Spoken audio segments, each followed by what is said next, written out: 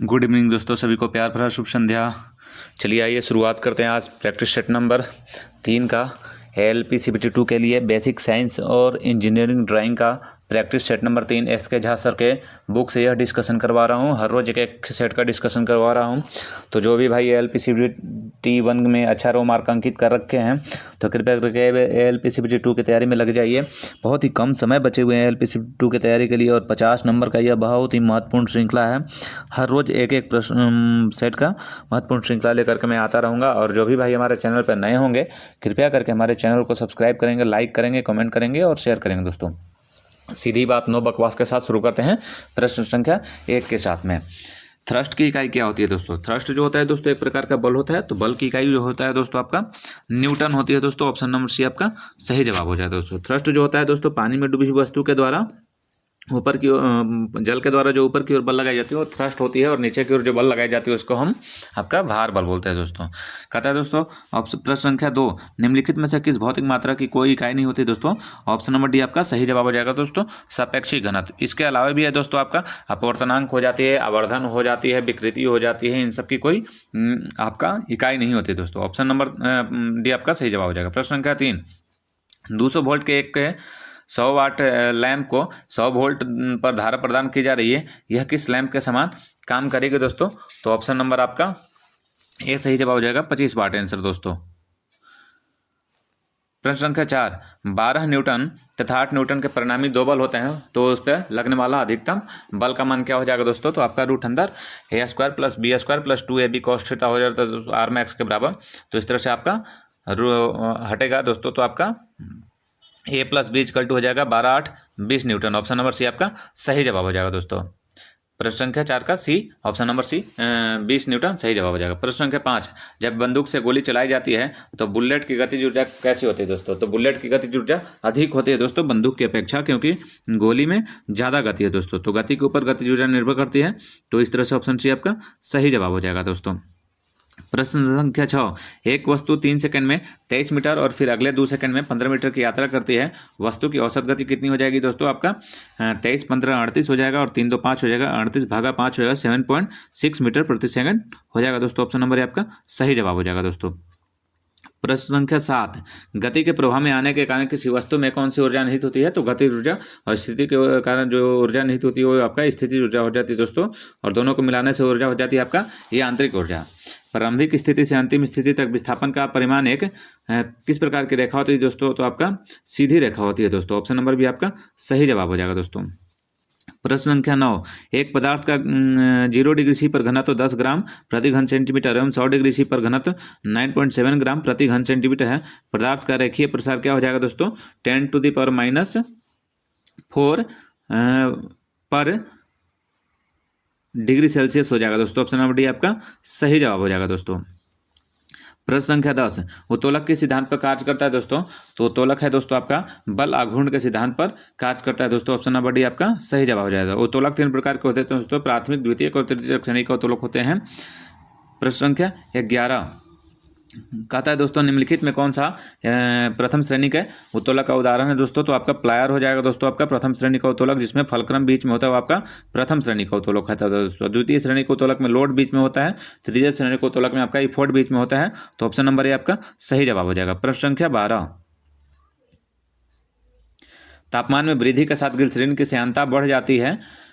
कथन ए कहता है तापमान में वृद्धि के साथ ग्लिसरीन की श्यानता बढ़ती नहीं है दोस्तों, घट जाती है। उसका कथन आर कहता है रीजन तापमान में वृद्धि के कारण अणुओं की गतिज ऊर्जा तो बढ़ जाती है दोस्तों, लेकिन आपका ग्लिसरीन की श्यानता घट जाती है दोस्तों। तो ऑप्शन ए डी आपका सही जवाब हो जाएगा। ए गलत है परंतु आर सही है दोस्तों। ऑप्शन नंबर डी आपका सही जवाब हो जाएंगे।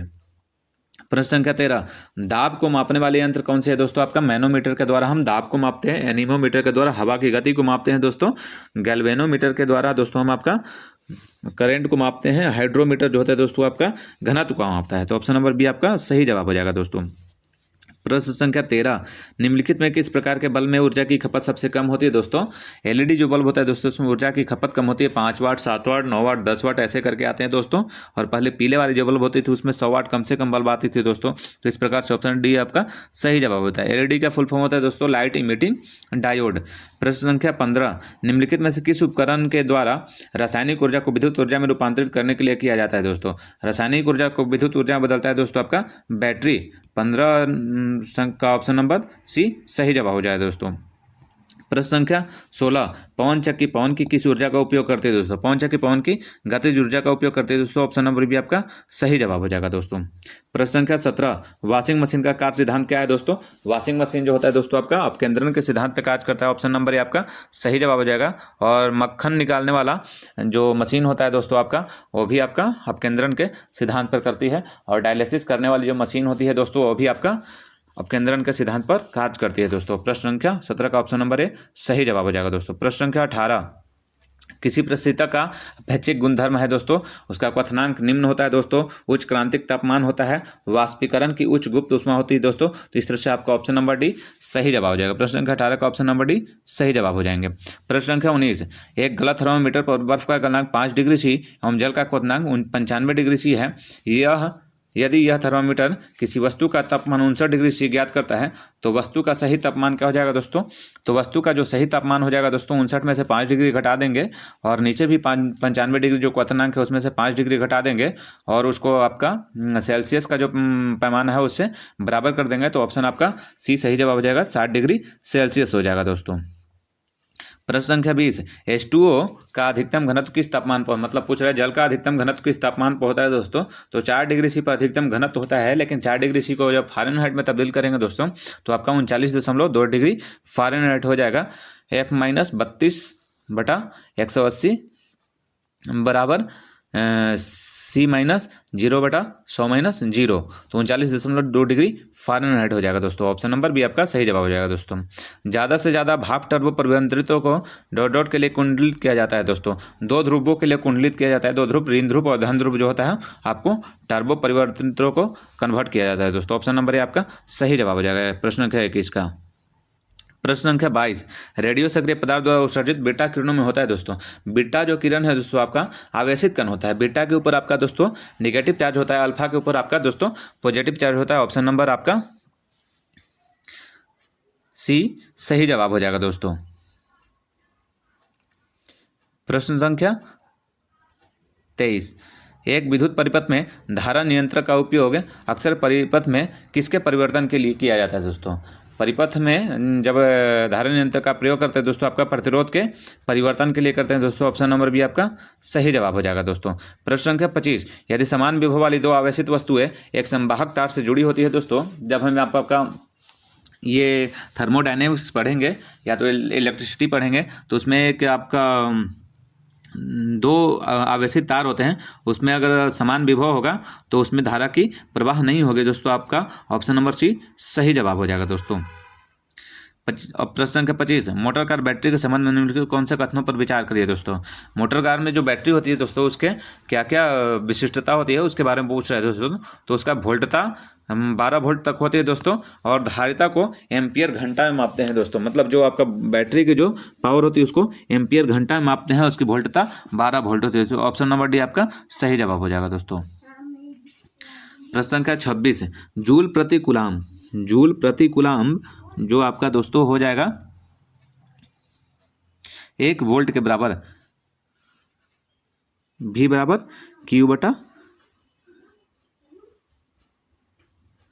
जूल प्रति कूलाम। जूल जो होता है कार्य बटा आवेश, तो 1 वोल्ट के बराबर होता है दोस्तों आपका जूल प्रति कूलाम। प्रश्न संख्या 27, डॉट डॉट डॉट को पीवीसी के साथ चालक तार को परत चढ़ाकर रोका जाता है दोस्तों। आपका बोलते हैं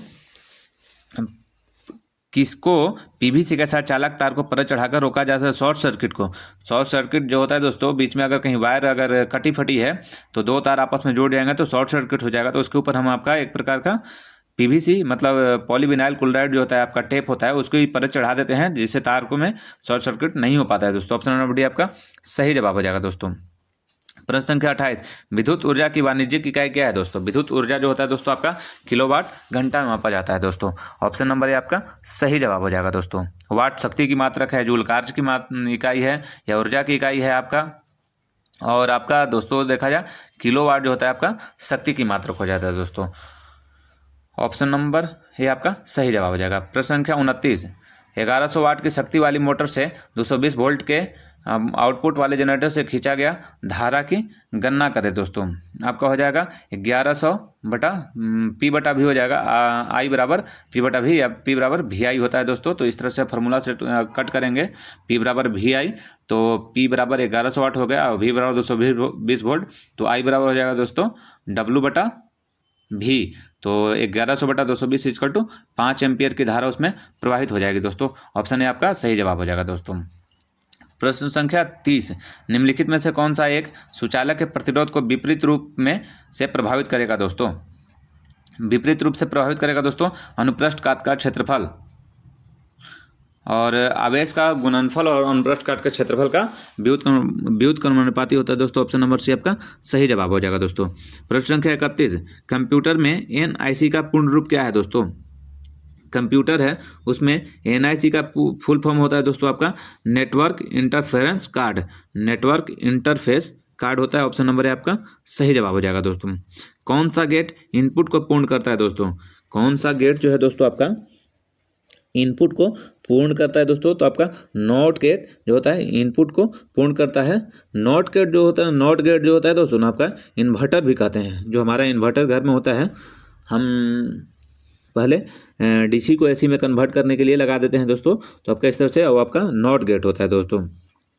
ऑप्शन नंबर आपका सी सही जवाब हो जाएगा दोस्तों। प्रश्न संख्या 33, कंप्यूटर में वायरस का संबंध निम्नलिखित में से है। कंप्यूटर में वायरस का संबंध किससे है दोस्तों? आपका प्रोग्राम से हो जाता है दोस्तों। कंप्यूटर में जो वायरस होता है वो प्रोग्राम को डैमेज कर देता है दोस्तों। ऑप्शन सी आपका सही जवाब हो जाएगा दोस्तों। प्रश्न संख्या 34, जब 5 किलोग्राम जल के ताप को 20 डिग्री सेल्सियस से बढ़ाकर इसके क्वथनांक तक ले जाया जाता है तो इसके द्वारा ग्रहण की गई ऊष्मा होगी। और जल की विशिष्ट ऊष्मा मतलब Q बराबर एम एस जो होता है एम एस थीटा, उसके हिसाब से निकालने के लिए बोल रहा है दोस्तों। तो एम दे रखा है और थीटा भी दे रखा है दोस्तों तापमान, और आपका विशिष्ट ऊष्मा भी एस भी दे रखा है। तो इस तरह से जब हम 4.2 इंटू 5 इंटू आपका जल के विशिष्ट ऊष्मा देखना है दोस्तों कि कितना होता है, उस पर निकाल करके हम इसको कर देंगे दोस्तों। तो ऑप्शन नंबर आपका ए सही जवाब 1680 जूल इसका आंसर हो जाएगा दोस्तों। प्रश्न संख्या 35, अग्निशामक सिलेंडर में भरी होती है दोस्तों। अग्निशामक जो सिलेंडर होती है दोस्तों उसमें आपका कार्बन डाइऑक्साइड भरी जाती है दोस्तों। ऑप्शन बी आपका सही जवाब हो जाएगा दोस्तों। प्रश्न संख्या 36, A4 शीट की छोटी भुजा और A3 शीट की लंबी भुजा का अनुपात कितना है दोस्तों? जब आप शीट का देखेंगे दोस्तों लंबाई और चौड़ाई, तो A4 शीट की छोटी भुजा 210 होती है और A3 शीट की लंबी भुजा जो होती है दोस्तों आपका 420 होती है। तो दोनों का अनुपात देखेंगे दोस्तों तो 1:2 हो जाएगा दोस्तों। ऑप्शन नंबर भी आपका सही जवाब हो जाएगा दोस्तों। प्रश्न संख्या 37, ड्राइंग बोर्ड के नाम से सही साइज का मिलान करें। ड्राइंग बोर्ड जो होता है दोस्तों आपका 4 प्रकार का हो जाता है, D0, D1, D2, D3। D0 जो होता है दोस्तों आपका 1500 इंटू 1000 इंटू 25 mm की होती है दोस्तों, और D1 होती है आपका 1000 इंटू 700 इंटू 25 mm की होती है दोस्तों। D2 है आपका 700 इंटू 500 इंटू 15 mm होती है, और D3 जो होता है दोस्तों आपका 500 इंटू 350 इंटू 15 mm होती है दोस्तों। तो इस तरह से ऑप्शन नंबर आपका सी सही जवाब हो जाएगा। ए का 2, बी का 4, सी का 1 और डी का 3। ऑप्शन नंबर सी आपका सही जवाब हो जाएगा दोस्तों। प्रश्न संख्या 38, निम्नलिखित में से कौन सी RF घटता पैमाना रेखा चित्र है दोस्तों? RF घटता पैमाना चित्र है दोस्तों 1:20। ऑप्शन नंबर बी आपका सही है दोस्तों। निम्नलिखित में से कौन कोटि पूरक कोण है? कोटि पूरक कोण दोस्तों बोल रहा है, मतलब 90 डिग्री को 2 भागों में डिवाइड कर रहा है, तो ये आपका कोटि पूरक कोण, बाकी सब 180 डिग्री के माप को दर्शा रहा है दोस्तों। तो इस तरह से ऑप्शन नंबर आपका ये सही जवाब होता है। पूरक कोण 90 डिग्री होता है और कोटि पूरक जो होता है दोस्तों तो आपका अलग अलग टूट करके वो फिर पूरक का रूप में धारण कर लेगा। प्रश्न संख्या 40, जब दो कोण का योग 90 डिग्री का बराबर हो जाता है दोस्तों तो उसको हम किस प्रकार का कोण कहते हैं दोस्तों? जब दो कोणों का योग 90 डिग्री के बराबर होता है उसको हम पूरक कोण बोलते हैं दोस्तों। ऑप्शन नंबर सी आपका सही जवाब हो जाएगा दोस्तों। प्रश्न संख्या 41, निम्नलिखित में से कौन सी बीमा रेखा की सही प्रक्रिया प्रदर्शित करता है। बीमा रेखा जो होता है दोस्तों, तो रेखा के ऊपर बीमा के मान को दर्शाई जाती है। ऑप्शन नंबर बी आपका सही जवाब हो जाएगा दोस्तों। कभी कभी आपका बीच में भी हम बीमा को लिख देते हैं दोस्तों, हॉरिजॉन्टल लाइन में, तो डी भी हो सकता है, लेकिन यहाँ सही तरीके से बोल रहा है तो ऑप्शन नंबर आपका बी सही जवाब हो जाएगा। प्रश्न संख्या 42, व्यू में घन के तीनों फेस प्लेन के साथ असमान कोण बनाते हैं। ऑप्शन बी आपका ट्राइमेट्रिक व्यू जो होता है आपका असमान कोण बनाते हैं दोस्तों। ऑप्शन नंबर बी आपका सही जवाब हो जाएगा। प्रश्न संख्या 43, जब किसी ठोस की अक्ष पर वर्टिकल पोल से हॉरिजॉन्टल पोल के बीच कैसा होता है सिस्टम, तो वर्टिकल पोल और हॉरिजॉन्टल पोल जो होता है एक दूसरे के समानांतर हो जाती है दोस्तों। ऑप्शन बी आपका सही जवाब हो जाएगा। प्रश्न संख्या 44, नॉर गेट को किस संकेत से सूचित करते हैं। नॉर जो गेट है दोस्तों आपका, उसको हम ऑप्शन नंबर बी जो होता है एरो और उसके आगे एक टच हो रही है बॉल टाइप का, वो आपका नॉर गेट का संकेत है दोस्तों। ऑप्शन बी आपका सही जवाब हो जाएगा। प्रश्न संख्या 45, मानक प्रतिरोधों द्वारा अमीटर का अंश शोधन कहलाती है। मानक जो प्रतिरोध है उसका अंश शोधन जो होता है दोस्तों आपका द्वितीय अंश शोधन होता है। ऑप्शन नंबर बी आपका सही जवाब हो जाएगा दोस्तों। प्रश्न संख्या 46, साइकिल किस प्रकार की मशीन है दोस्तों। साइकिल जो है दोस्तों आपका यौगिक या मिश्रित मशीन है दोस्तों। ऑप्शन नंबर बी आपका सही जवाब हो जाएगा दोस्तों। प्रश्न संख्या 47, ऐसी आकृति जो आगे से तीखे और पीछे से मोटे हैं कहलाते हैं दोस्तों। आगे से तीखे और पीछे से मोटे जो होते हैं वैसी आकृतियों को हम बोलते हैं वेज आकृति। ऑप्शन नंबर डी आपका सही जवाब है दोस्तों। ये आपका इंजीनियरिंग ड्राइंग का प्रश्न है दोस्तों आपका।